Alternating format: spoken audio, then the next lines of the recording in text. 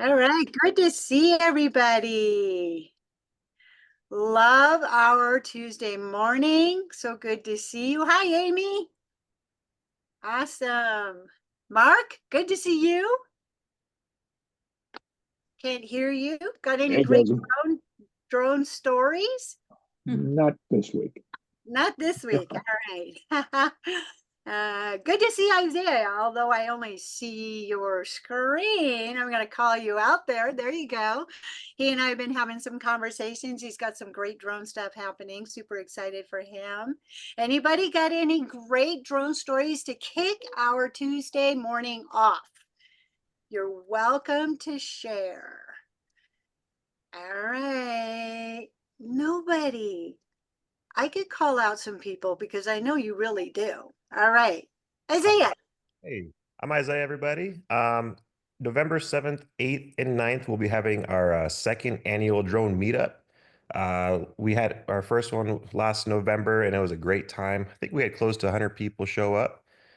Vic Maas was there, Pilot Institute, another group. So the invite's open to anybody that wants to attend. So November 7th, 8th, and 9th.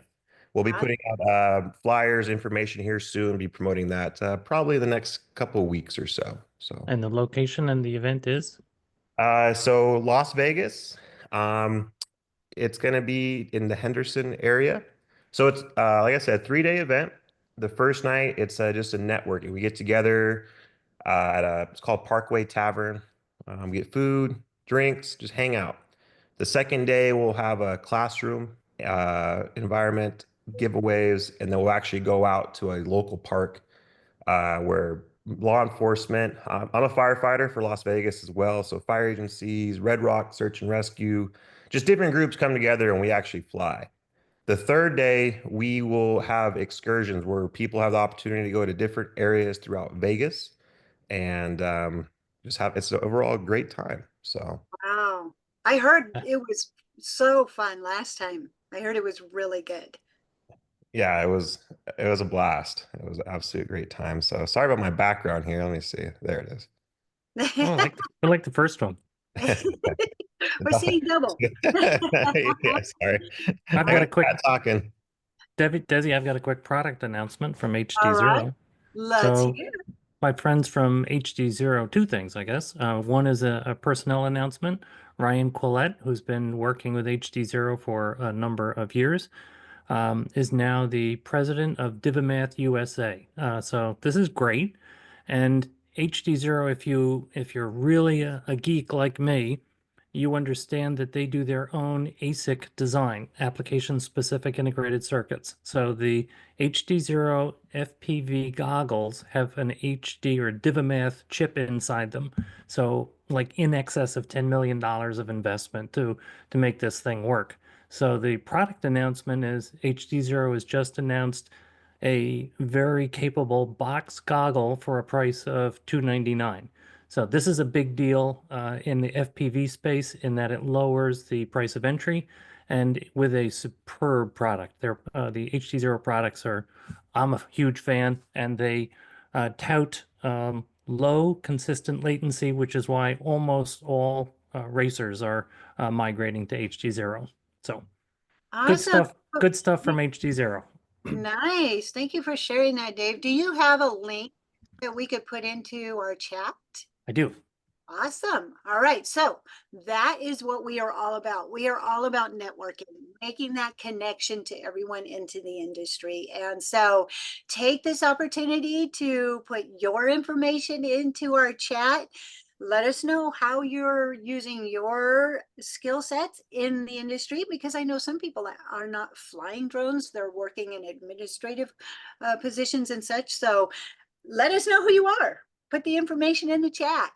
So with that, I am going to let the chat move on and segue over to our amazing spotlight speaker. So I am very excited because today, wait a second, I have to let someone in really quick. Like, we have Rich here with Airspace Link, and I'm very excited to have him in because I am a big fan of Airspace Link, and he's going to be sharing some really important topics we have on file today about situational awareness, public safety, integrating into the airspace and such like that. So with that, I'm just going to segue right over to you, Rich. And I just want to welcome you here today. And I am going to make you spotlight for everyone. And we'll just kick this off by, can you tell us a little bit more about yourself? Yeah, well, thank you. First of all, Desi, this is great to be here. I appreciate the time. I appreciate the attention, and I love sharing more about Airspace Link, especially people who know a little bit about our business and our industry. It's great. We talk to all sorts of people, a lot of people who are still just coming to terms and understanding with what's happening out in the drone universe out there and the ecosystems that are being built. So it's fun when we're talking to people who use drones or understand drones or out in that space already. I'm Rich Fahle. I'm the Vice President of Marketing for Airspace Link. I've been with Airspace Link for about a year. I came there from a company called New Lab, which is an innovation hub based in Detroit and Brooklyn, and now several other cities as well, as New Lab continues to expand. The innovation hub here is really focused on mobility. As you might imagine, Detroit is a transportation-focused city, so mobility is a major reinvention component for the city of Detroit. And while we work a lot here in the city, we are actually based all over the country. We're working cities nationwide, and I'm sure we'll get into some of those conversations as we go. But there is a lot happening in Detroit, and in fact, I met Sharon Rossmark here when she was here not too long ago for a big event we had to talk about the Advanced Aerial Innovation Region, which I think is setting the tone for a lot of other cities in the U.S., and which is a really important part of what we do. We're trying to drive the integration of drones into the international or into the national airspace at scale, and to do so safely. And to do that requires processes that don't exist yet, frankly. The FAA is taking a lead, obviously, with Before You Fly, and they've outsourced that to a number of companies. We'll talk about that in a minute too. But there are companies like us and many others and drone pilots all over the country now, and people who are using drones in new ways every single day, that is really driving this ecosystem. And so to sort of get out in front of it, we require all sorts of processes and city ordinances and structure and ways that we can fly safely without running into one another up in the new skyways that we're developing as we speak.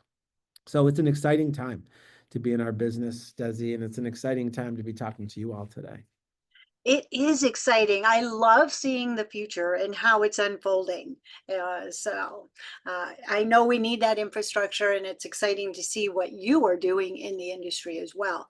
So I know you have a presentation to do, or a slight presentation. Do you want to segue over to that, or you want to tell us a little bit more about Airspace Link and your role in the industry?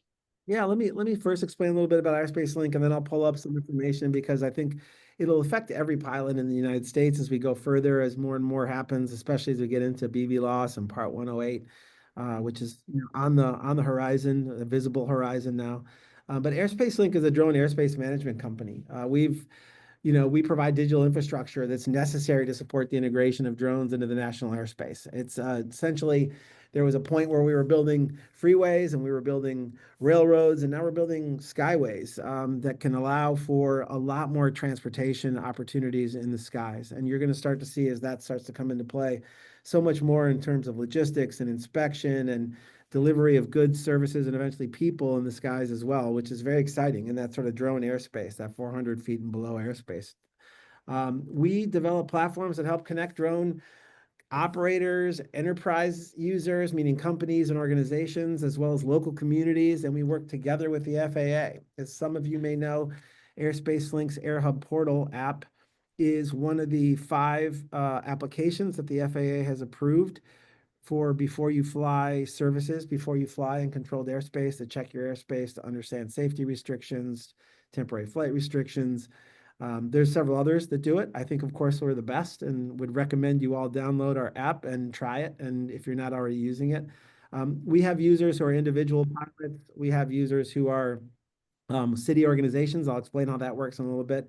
And we also work with companies and organizations to help create structure around their drone operations. And that's getting more and more important. I mean, for a long time, and this is a preview to what we'll talk about today, I think drone operations have been managed by a confluence of different programs. You've got a mix of Excel and Word and probably Salesforce, or your work order management element, or some of the other things that come into play. And then you've got where you store information, which is in one place, and where you monitor airspace traffic, which is in another space, and where your audit trail lives after a flight for a city organization.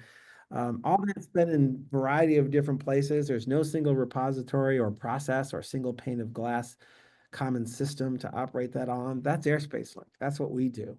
And because it's a nascent, element or time in our industry, we're doing a little bit of everything. We help, in addition to this great software that we have, I think industry leading software that we have, we're also helping cities and organizations write drone policies to create structure around their drone organizations. We're helping them source hardware like sensor hardware, radar hardware, drones themselves.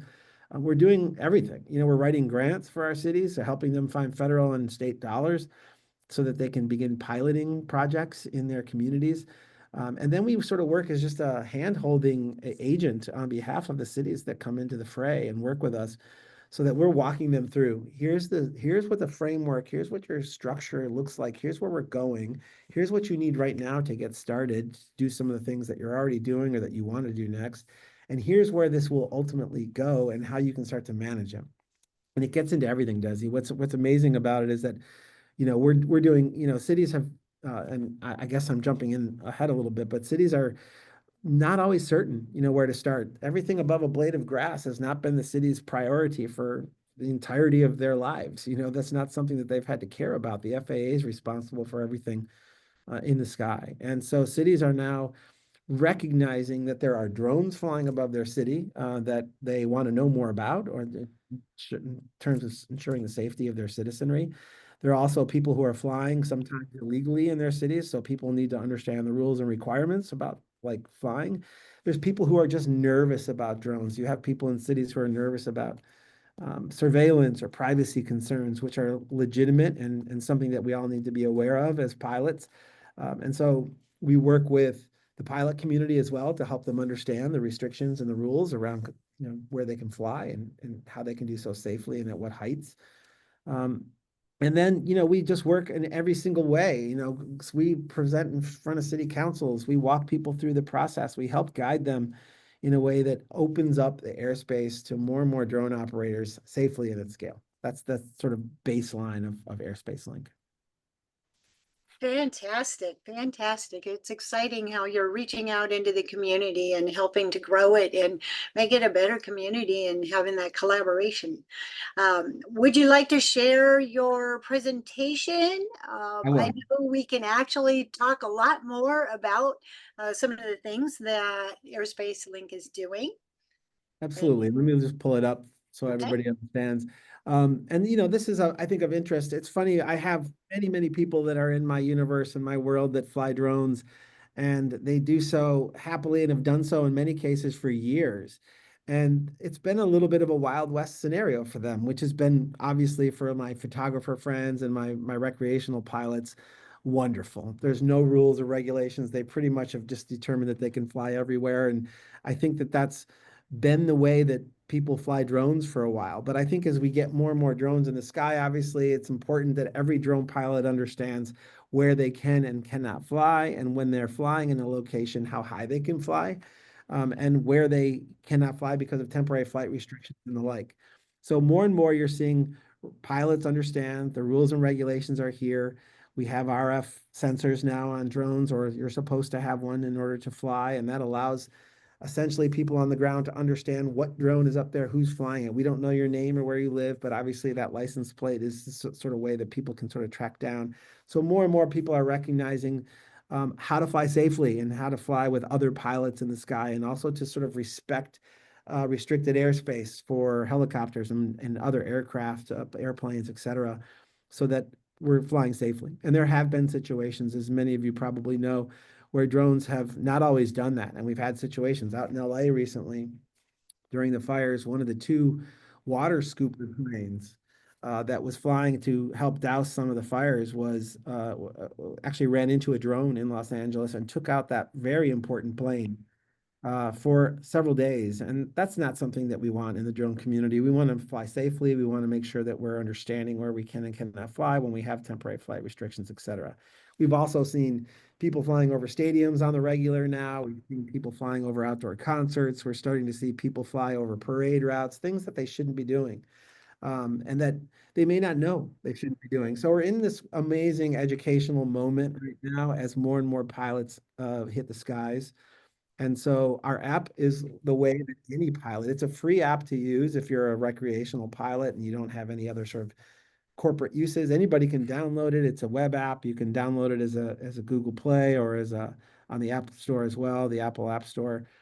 And so anybody can use it. And we recommend that you all do. But there are different levels and tiers to our app depending on the sort of amount of use. And so the AirHub Portal app is, I think, the foundation for pilots, but it's also the foundation for companies or cities to sort of operate their entire drone operations inside that app at the same time. So we ask, and we'll jump into some of the city stuff. We'll ask as we talk to cities who've not been used to managing airspace, as we talked about. It's not their job to manage airspace, so they don't even think about it too much. But we ask, are you safe? Is your city compliant? Is your city ready for the new drone world that's emerging right now? And I see that my slide isn't moving. I'm going to do it again. Rich, Dave has a question in our chat Sure. about are your NOTAMs and TFRs reported within the app, translated into English, or is it a display of a NOTAM and a TFR provided by the FAA? No, they're displayed in they are translated into English, and they're in for everyday use, so people can understand what's happening. And in fact, our app is built on Esri technology.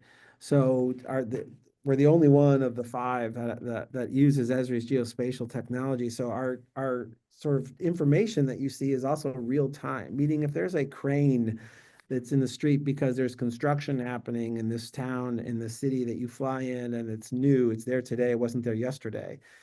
Or there's a temporary flight restriction because there's a VIP flying into town or something's happening.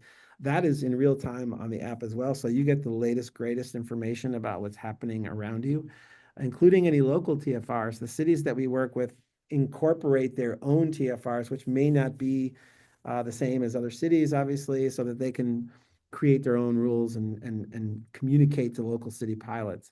And that goes from everything from takeoff and landing zones to areas where they're not, like there might be a concert happening outdoors. We did this in Detroit not too long ago, where we geofenced the concert and helped people understand that this was not available today, right now. And that's very useful for people who fly, obviously. And Desi, if there are other questions, interrupt me because I don't know if I see them when they come in. So like if I remember we had discussed that, so I thought, well, we better jump in there now while it's up. So most of the cities we talk to, it's interesting. They're not ready. I mean, there's a lot of things that happen. In fact, if you see a lot of feedback about drones, and we work with city councils, we work with mayors, we work with people who are in GIS departments, police departments, fire departments, et cetera. There's a lot of different use cases around drones. And when we talk to people, it's always interesting to me that in the city level, that they never think that it's their responsibility. Obviously, there's zoning has never included things that are in the sky, but now you actually have to zone takeoff and landing. So the city is responsible for where you can take off and where you can land. It's one of the few areas of control that cities have. You can create drone parks. You can create areas where you want to zone out, where you don't want drones to fly. There might be a water reservoir, or there might be a school, or there might be something, and you can sort of create that your own sort of structure within cities. And I think you're seeing more and more cities become more drone friendly. It's a slow moving process, as you can imagine, and you all probably know, but it is starting to happen now where cities recognize that, hey, we have a say here, and there's things that we can do. And more you'll see organizations, companies, pizza delivery people, pharmaceutical delivery people go to their city hall or their town hall meetings and say, I want to deliver. I want to try a pilot. I want to do this thing with pizza or food, whatever. And these city councils oftentimes, or these, sort of cities aren't ready for that. They don't know even what to say. They don't know where that can happen. They're not sure what the rules are. So it's an amazing time, but it's also a confusing time for a lot of people. So we get in and we help handhold, and we help sort of serve as a go-between between the pilot community. and the cities and communities that we're working with. And every city is going to have different rules and requirements. In fact, some cities may decide they don't want drones in their city, and they have the right and the ability to zone out drones from their community entirely. We hope they don't. So we're trying to reach as many as we can before that sort of nervousness happens. And all of you probably remember the situation in New Jersey where there were mystery drones in the sky flying above the community. By the way, that was uncontrolled airspace, so that if the drones were there, they had a right to be there. There was no restrictions preventing them from flying necessarily. But there was a question about what were they doing and who owned them and what was happening. And it got obviously very hot. We did a lot of media, national media at the time, and that's good and bad media. I mean, that's fun for us in that we get to sort of explain that most drones are doing really good things and that these are mostly good drones in the sky that you're seeing. And there's nothing necessarily to worry about from what we understand. But at the same time, it adds more of that nervousness into the communities. And it adds another reason why privacy and surveillance concerns might be elevated over some of the things that drones do, like save lives and deliver goods and materials in a way that's more efficient and safer and greener than other ways. So it's been a fun thing to sort of wade through all that, but it's a love-hate relationship with those sort of hot media moments that happen that drive attention to our business, because it sometimes adds that nervousness factor into the equation. So to answer my question from earlier, most cities are just not ready. And there's a heck of a lot happening. You know, when we talk to cities, it's not a matter of when drones happen or if drones happen or soon the drones will be here. They're here.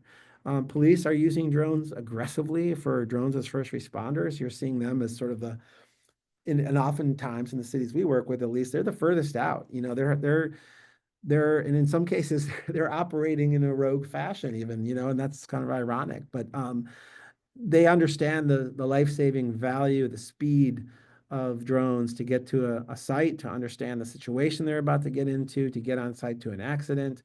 Same thing with fire, to sort of do fire assessments, to understand heat assessments, to get, you know, on site. We're seeing public works understand that it's much better to fly a drone up around a utility pole than it is to climb up 100 poles and to risk injury, or, you know, climbing above, you know, on top of a giant wind farm. You know, you're going up in each one of those is super dangerous. There's been deaths. Construction, roof, you know, roof instruction, getting up on top of roofs, getting inside buildings with drones. That's happening now. Large event management, drones are a huge part of that with police and public safety organizations. We're seeing more and more with agriculture. Marketing has been using drones for a long time. It's some of the most beautiful imagery in the world is coming from drones. So we're seeing that, and now you're starting to get into delivery questions as more and more people start to recognize that there's ways to deliver goods more efficiently. And I have a great example of that here in Detroit. I mean, it's obvious, you know, we always hear the CVSs and Walgreens of the world and being able to deliver medicine to people in a, you know, mobility challenged, et cetera, or get food to people, or just do all those things. We're talking organ delivery and things of that sort now to sort of speed up the process. But recently in Detroit, where I live, we live right on the border of Canada. So there's a river right outside my window, the Detroit River, and there's a bridge that spans that river, the Ambassador Bridge, that 25% of the goods and services that come into our country cross the bridge that's right outside my window. I can see it from here. It's about probably a quarter mile away from my window. And I see that bridge. It's jammed every single day. There's hundreds of trucks that cross over it every day. They're often sitting still and not moving as they sort of idle, waiting to get through customs, et cetera. Well, there's also auto factories on the other side of the bridge in Windsor, Canada, and they were built there a long time ago for efficiency. And there's a real sort of just-in-time mentality around Detroit automotive. So parts are moving back and forth constantly across that bridge. And during COVID, there was a shutdown of the bridge by truckers who had protested COVID restrictions on the Canadian side. They shut the bridge down for 10 days. Those factories eventually ran out of some parts that they needed to keep the factory open. It was a Stellantis factory, lost millions of dollars. Several days, those factories are down. Each day is multi-million-dollar loss. The same thing with GM has a factory, the same thing over there. And there are several other factories that really had to shut down. Now, if I could just send a drone across that river to the place where I can see that factory from here, As the drone flies, I could have it there in 5 minutes and I wouldn't have to worry about all of that. And I'd certainly be able to do it in a more eco-friendly way. And it's just a faster, more efficient delivery process. So more and more, we're going to start to see that. And that opens up the door to Part 108 and BVLOS operations, which are right around the corner, we hope. But that's a conversation for a little bit later, I think, today. So we're seeing some amazing things happen. They're happening in the cities, right? I mean, everybody's using it, but they're using it in a way that is their own way. Each department, in many cases, is doing things their own way. They're using, as I mentioned earlier, a variety of different tools to sort of manage the process, everything from handwritten notes to Excel docs to their CRM in some cases, to their project management software, to their storage, for like data. And there's all sorts of needs that come along with that. Their data security and storage and all the information that's collected from the skies. These are flying computers. So there's no difference for an IT department when you look at a drone than when you look at a computer. It has to be maintained. It has to be outsourced to the right pilot. That pilot has to be certified. The information that's captured on that drone has to be stored securely.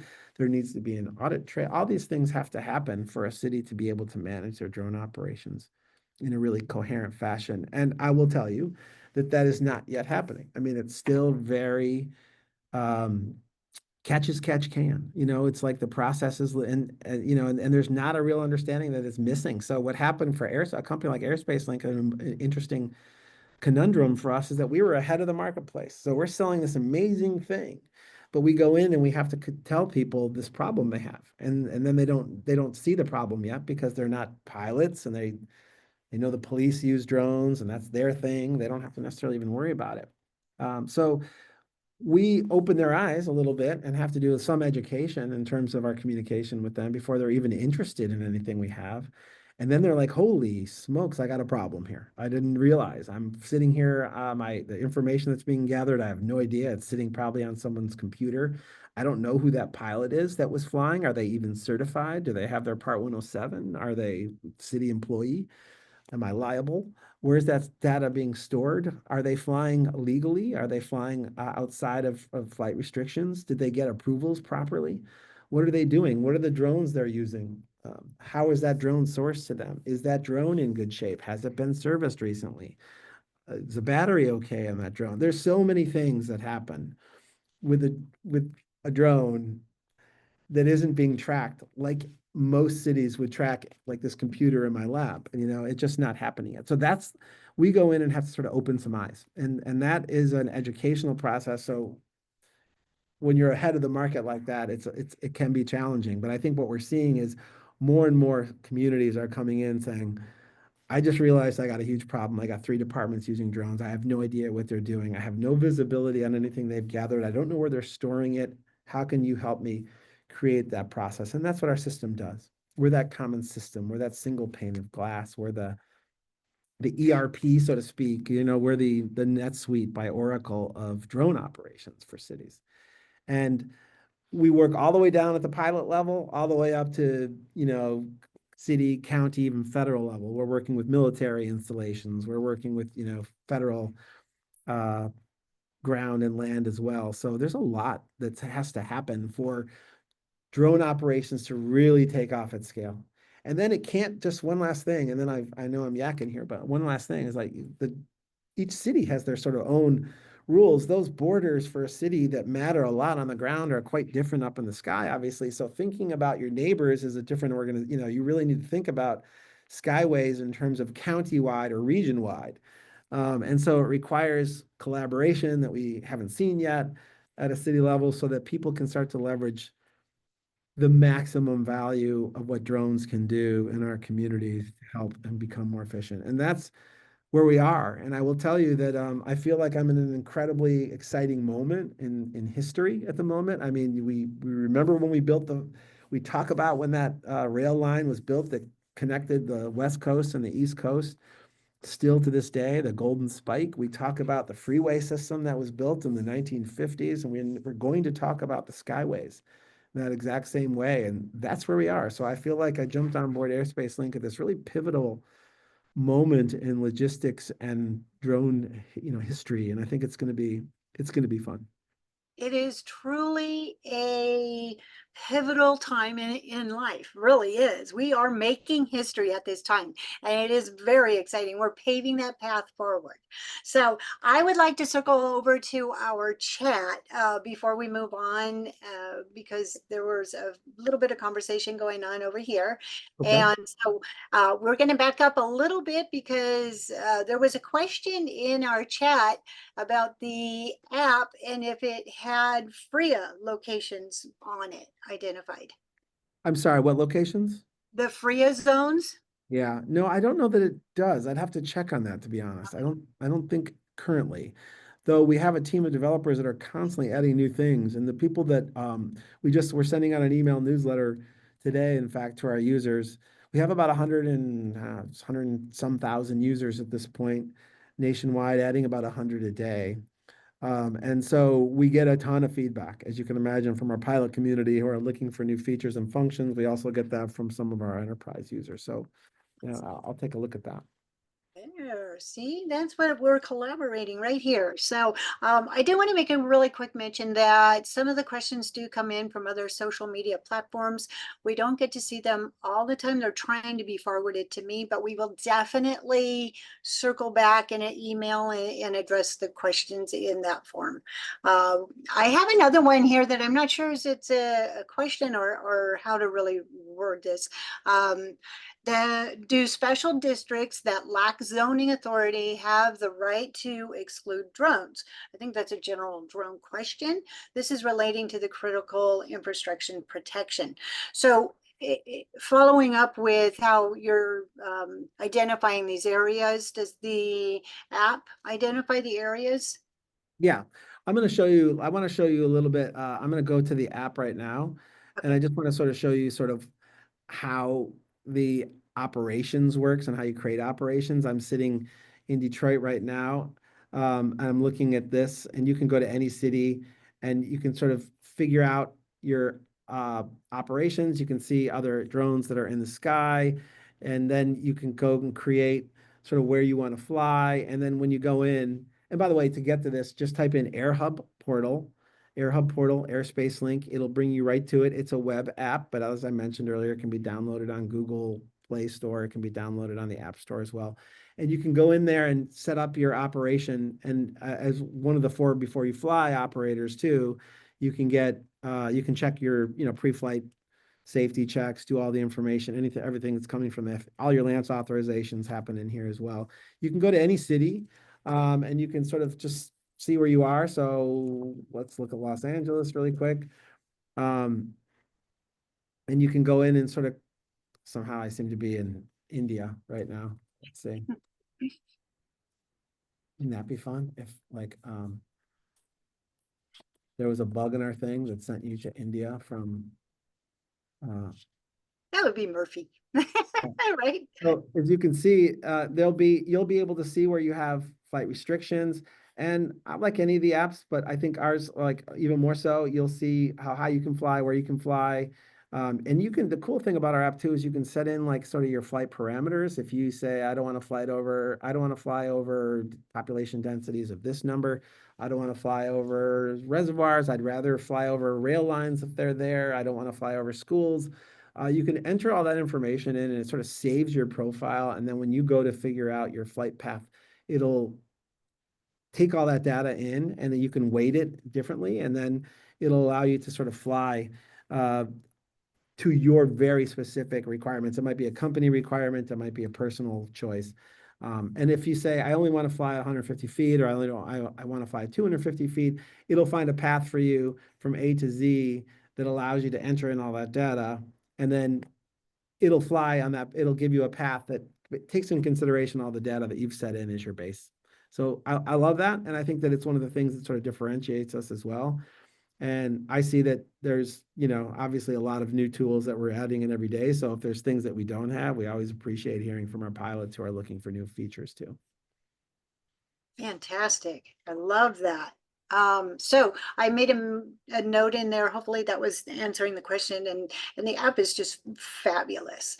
There is another question in our chat if you wanted to address it now, or do you want to move forward? Okay. This is from Dave. And Rich, I've been there where I had to evangelize customers' needs before they were, so they could be aware of the products being available.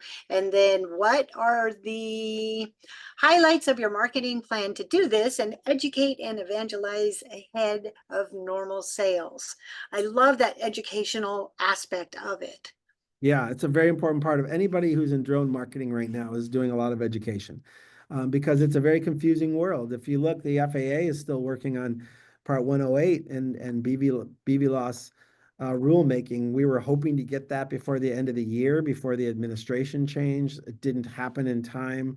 So it's gone back to the well. And so we'll see some new rulemaking that comes out. And then we have probably 18 months to comment, and then we'll be in place, which will change everything again. So helping people see around the corner in the drone industry is a really important part of what we do. Helping the world understand that those things in the sky aren't anything necessarily to be afraid of, that they're actually saving lives, they're making, jobs more efficient, they're creating efficiencies for you as a resident. They're not just for fun, like it's not just about getting a fun delivery of a McDonald's meal or something because you can do it. It's about getting to a site more quickly. It's about helping people live their lives more efficiently. It's about helping people who can't travel and move. But we all know the good things drones do, but cities need to understand that too, so that they begin to take control of it. And so marketing for us is a series of webinars, communication with high city officials. So if it comes down from the mayor or the city manager down into the rest of the organization or a city, or same thing with a company, that you sometimes starting at that top is really helpful because they're like, I see this, I understand that this is a need, I need to get on this. And then they assign people. Otherwise, it sort of falls sometimes into the one department that's using it. On the other hand, what we see is you have champions in cities, you have champions in companies that are just passionate about drones. They've been flying drones for years, and they are going to make it their mission to get you in front of the right people so that they can help get this going in a faster way. And so we look for the champion on one hand, and we look for the high ranking folks on the other who can sort of push policy down. That's how we sort of move within a city, so to speak. But our marketing is, we spend a lot of time doing things like this. We spend a lot of time doing webinars with city officials. We work with the National League of Cities. We work with smart cities organizations. We work with CIO organizations, just to let them know what's coming around the corner. We have sponsorships from Esri, who's a great partner and has 90% of the cities in America are using Esri for their geospatial data. We're a great partner to them. They're a great partner to us. We do a lot of sort of co-sponsored events with Esri, which lends credibility to our efforts because Esri is a giant global company. And that's sort of how we've been going about it. It's just an everyday slog. We're hacking at it and we're getting people excited. And I will say that there's an interesting thing happening. There's a younger audience out there that is not at all afraid of drones, super excited about using them. You see so many kids coming into drone piloting now because it's whether drone racing leagues, and it's just a cool thing. And as more and more jobs become available now, we're also helping with drone training companies who we're introducing them to cities, because you can start to drive your economic development with drones now. You're thinking about companies that want, warehouses that want to come to a city where there's a drone policy already created, so they're not fighting in front of City Hall or city council meetings. They want to know that there's a drone pilot community and that the drone pilots themselves who are being trained, and then there's drone maintenance communities that are sprouting up now. And you're starting to see more and more of those sort of extraneous, those sidelong businesses that are coming along with the drone business. So we help cities recognize not only the safety components and the life-saving components and the efficiency components and the green-friendly elements, but also the economic opportunities that come with being a drone-friendly, drone-ready city. So we just are out there every day. We're either in front of people, we're going to meetings, we're doing webinars, we're saying yes to podcasts like this, Desi. And we're grateful. Yeah, we do. So all of this, it looks like it's all global as well. So that's an expansion and that makes it phenomenal as well. But I'm sure there have been hurdles that you have overcome and challenges that you have faced. Uh, can you share a little bit of insight about some of those? Although I see you've got your slide deck. Oh, this is like an answer to that question to some degree. Okay. The challenges we have is that cities just are, and companies, I mean, drone pilots, I never worry about. Drone pilots are out there, they're figuring things out. They're getting their licenses. They're understanding the technologies. They're on Reddit and Facebook and other places. By the way, we're all in those places too. And they're creating communities. And so drone pilots are off to the races. The people who managing the drone economy are still coming up to speed. So the challenges has been for us has been that we're just out front, and we have to like to communicate this. And this is a brand new world for most of these communities. So the challenge has been sort of a shifting our focus from just a software provider, AirHub Portal, to being a drone enthusiast, to the world, testifying in front of city councils, presenting, looking for grants, writing drone policies for the cities that we work with, really helping and handholding. It's been a change in our business model. And, we essentially are at this place in our moment in our company's history where we say yes to pretty much everything if it helps advance the industry. Eventually, we'll probably settle into our sweet spot, which is that sort of drone operations management system. But what we find in this drone operations lifecycle document you see on your screen right now is kind of the issue. We sit down with some of the people that we're working with, and they're doing it all different ways. Their work order management comes through like their CRM or their ServiceNow or a 911 call or a 311 call, which is illegal dumping or that sort of thing.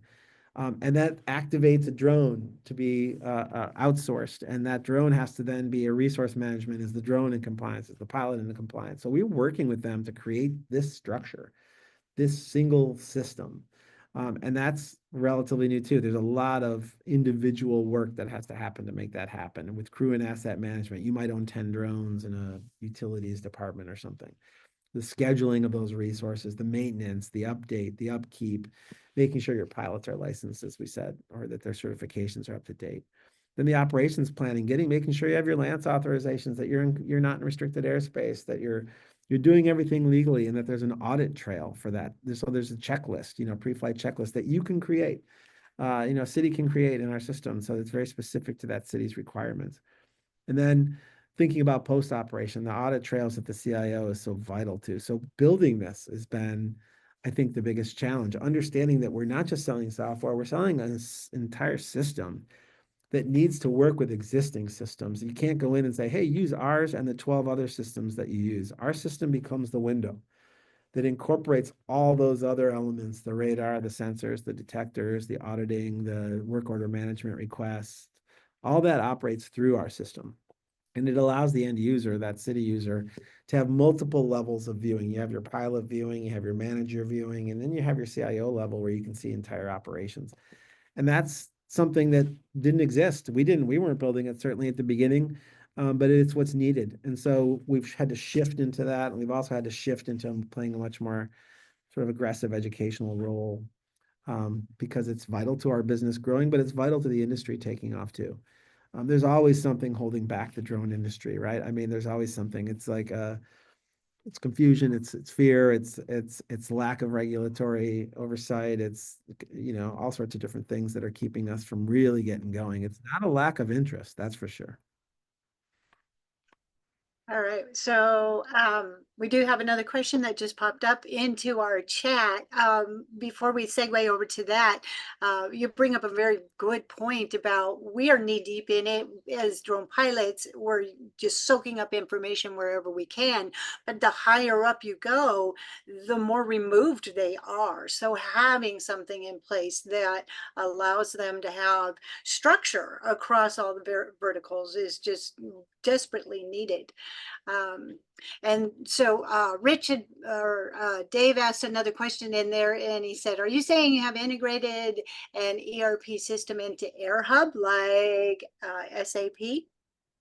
SAP can be integrated into AirHub. Everything that like it depends on sort of what tier level you're at. Is like if you're an individual pilot, no. But if you are working at an enterprise level with multiple pilots, or you're working at a city level where you have a system that you're overseeing, we work to bring in those APIs or to integrate those technologies into ours so that you can see them on that single, as I said, that common system, that single pane of glass.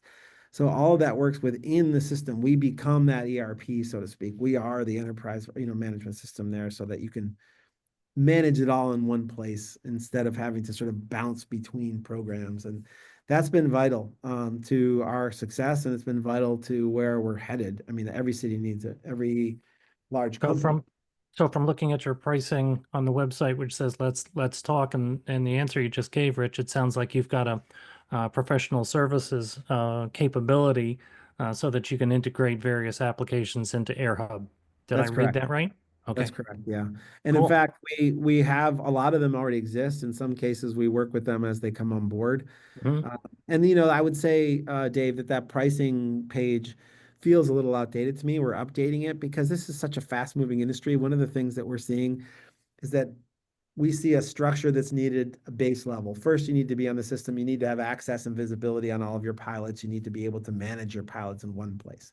That's a very entry-level step onto our system. You come onto the system, you bring it in, and then from there we start building in phase 2, phase 3. We get into radar and sensor technologies. We get into getting into some of the other elements, the post-op auditing and storage components, understanding where data is going to go when it comes off that drone, how you can access it through our system. And we get into a little bit of a custom build depending on what your systems are, but most of them we already have set up for some clients. So it's happening. And this is the way it's going to work. People just don't want to open up 6 different tabs, to get their work done. Agreed. Make it simple, streamline it. That's the idea. And that's the cool thing about our industry right now. I would say that like we walk into a room, and it's not just Airspace Link. We walk in with Accipiter and UAvionics, and we walk in with all sorts of other companies that are partners to us, with Blue Flight and Aerial Loop, another drone. These are drone manufacturers, with DJI and others, with Skydio. So we work directly with these organizations, in some cases already partners, White Fox, et cetera, like that are part of our network. And so while there is some crossover with some of those companies in our business models, this is a moment of real collaboration in our industry, and in some cases consolidation. So the companies that exist today in all likelihood are going to be different than the companies that exist tomorrow. You'll see consolidation and other things that happen, but it's to our benefit, it's to everyone's benefit to sort of find a way to work together to advance this thing. That's how it's working. And we bring a lot of companies in the door with us when we come in.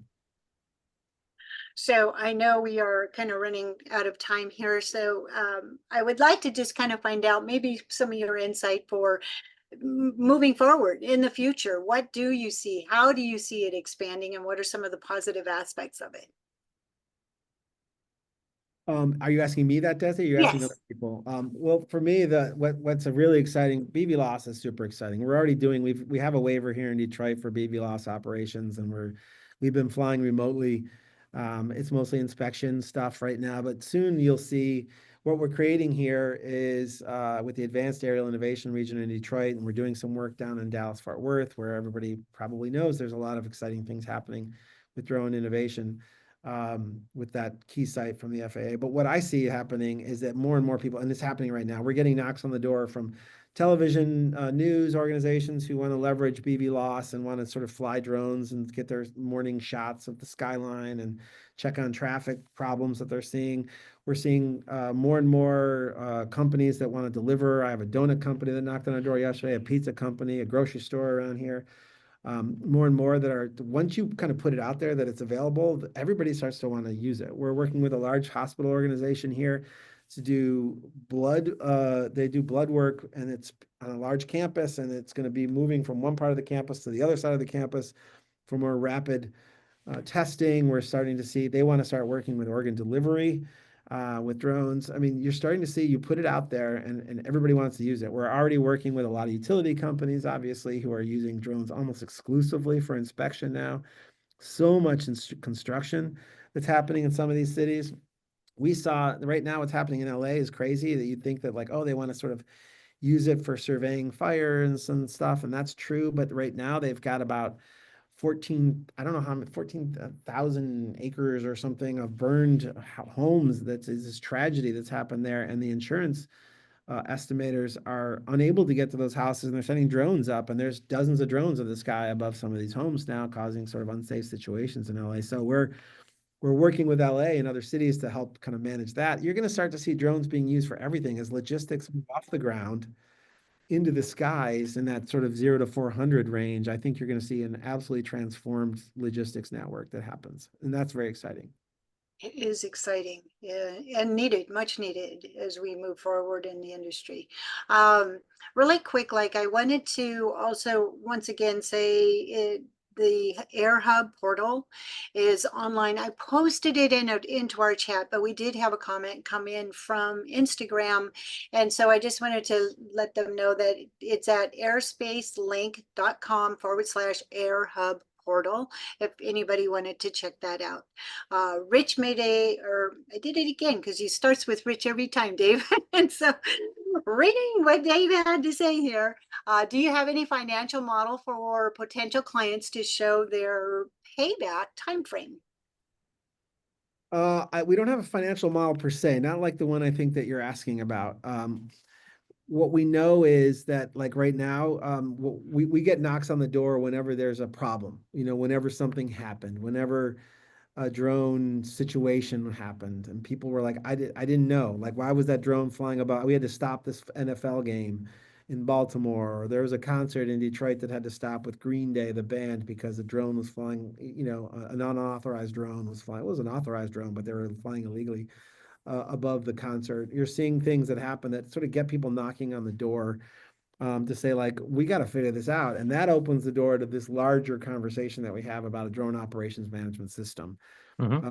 that is really important. And so we take advantage of those moments, even though we don't like when they happen, because they're the thing that expedites people saying, wow, that was an eye opener and we are not ready. What do we need to know? First, about creating safety for my citizens for the things that are flying above their heads. Secondly, to manage my own drone operations. And that's our system brings those two things together, which I think is really valuable. So I think Yep. that's really important. And that's one of the things we spend a lot of time talking about too. Mhm. As Rahm Emanuel would say, never waste a good crisis. Yeah, we've had quite a few. I mean, I would love fewer crises, to be honest, but I think that what we're also want to make sure is in those crisis moments that we also accentuate and talk about what drones did to save the day, so to speak. There's so much happening now, and there's sort of the hidden wins too. I mean, people who aren't climbing to the top of a pole anymore or having to climb up on top of a roof for a roof inspection, real estate photographers getting pictures they need. All that stuff is stuff that's saving injuries that we don't know about, all that other stuff. So we're seeing some amazing things. Certainly, police officers understand getting a drone on site in seconds. Sometimes, as the 911 call is actually happening, that's how they dispatch their drones to get onto a site. It has been saving lives. We're seeing that already. Yep. We need to publicly get that out more. We need to be able to see that where people are seeing the actual value that is being done. Is Airspace Link doing anything to promote that side of things? Oh, I spend a good deal of my marketing time talking about drones for good. And some of the cities and companies we work with are doing that kind of work, hospitals, et cetera. And so it's amazing to be able to showcase not only their good work, but the stuff that we're doing to help them. But I do think that it's going to the scales will tip eventually. I think that there's an old sort of view of anything new, right? I mean, the horse and buggies were terrified of the Henry Ford's Model, T, when it first came along, and it made a lot of noise, and the backfire freaked everybody out, and it was scary, and it was new and it was unusual. And so I think we're going to go through the same thing with drones until people just start leveraging the technology on a more everyday fashion. That's getting their groceries delivered, getting their medication delivered, getting a drone on site to help a car accident or helping them avoid a car accident that's on a freeway in front of them. All that stuff is going to start to happen. And I talk about that all the time. We're looking at herd migration data. We're looking at crop, maintenance and keeping an eye on invasive species and things that happen or all that's happening now. And so farmers and others can tell you the benefits of drones, but the everyday folks who are nervous about them, who don't want them in their skies because of the fear, are the people that we want to spend time working on. That's how we get things past city councils. That's how we get things into your hands more quickly. Yes, very much so. Yes. And that's how it will move forward. And we really are on the forefront of cutting edge technology and exciting things. When you look back at, like you said, the horse and buggy days and how we're transitioning, and we're just so engulfed in it right now. But when we look back at this as history, it'll be amazing. And Yeah, we're, I feel lucky that I get to be a part of this moment. And it's yeah, something that you know, the people who built the original freeways and things get to say, and all of the people who are flying out there ahead of the rest of the world are doing the same. They're building an ecosystem that's going to change the world, and it's going to make things easier for people. And that's the thing that gets me charged every day to come to work. yes, yes. So again, we're up at the top of the hour here. We only have a few minutes left, but Rich, would you like to just share one last insight about Airspace Link or just moving forward? I mean, we're part of a community. I mean, the drone community is small. It's familial. You know, it's corporate in some ways, but it's also just it's individual pilots, and it's about, you know, getting out there and being on top of things. There's a moment happening right now where pilots are having to sort of recognize that sort of skies aren't just their recreational skies anymore, that there's going to be more and more business happening in the skies now. And I think it's going to be a big transition moment for that original wave of pilots that have come in and have been flying for a long time. And I know that my photographer friends are not necessarily, they don't love my system. They just want to be able to do what they always did. But I do think it's going to actually blow open that world of opportunity for them in ways that hasn't happened yet, that we're still kind of working through. And so I want to keep that community tight. And I'd love to sort of find a way to sort of glean more feedback and to have a more of a two-way conversation with Airspace Link. So if there's people that are interested, I'd encourage them to reach out through this podcast or find me on LinkedIn, and let's have a conversation, because we're looking at creating user groups and to getting feedback loops and just having people who can be our testing organization elements and all that. So we would love to keep growing that community. Awesome, awesome. So I did put all your LinkedIn information into the chat. Good So segue. Thank I you. encourage everyone to save the chat because there was a lot of really good information, a couple of YouTube's links put in there. And so a lot of great information. If you're not familiar with how to save the chat, there's 3 dots, sometimes upper right, sometimes lower left. But once you click on it, you'll have the first option there to save the chat. I encourage you to save the chat. All right. Well, thank you, Rich, for joining us today. Thank you for sharing. Thank you for all that you're doing in the community. I'm excited and look forward to seeing how we move forward. I like that. It's exciting.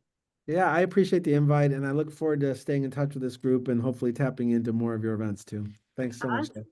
Awesome. All right. Well, thank you everybody for joining us. The next couple of weeks, we have Kim Baldwin going to be sharing and Jim Bonnerdale. He's coming up in a couple of weeks as well. So look forward to seeing you next week. Have a good week. Have fun. Be safe. Thank you so Thank you. much. Bye. Bye. Thanks.